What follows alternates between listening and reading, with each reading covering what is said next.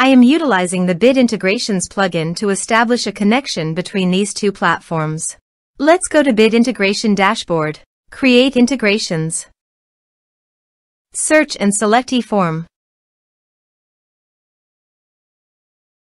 Choose a form. Next. Now search for Action Zoho CRM. Select respective data center. Now for client ID and client secret, please visit Zoho API console. Click on Get Start. Choose server-based applications. Give a name.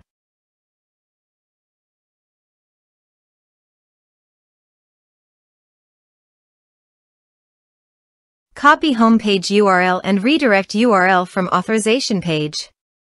And paste it here.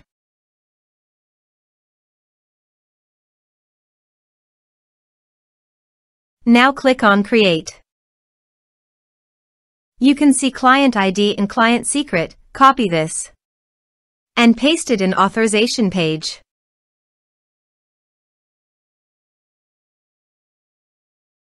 Now click on Authorize. Click on Accept. Authorized successfully done. Click on Next. Choose Module.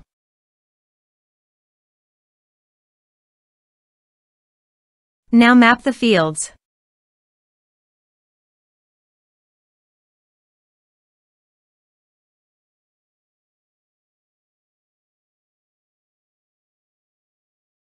Here you can see some advanced options and conditional logic. As per your requirement, you can use this.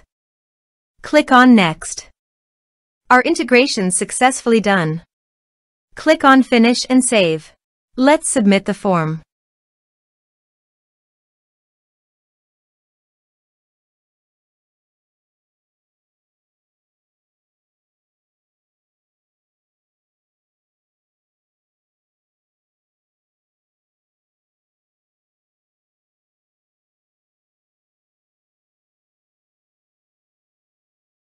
Submit it.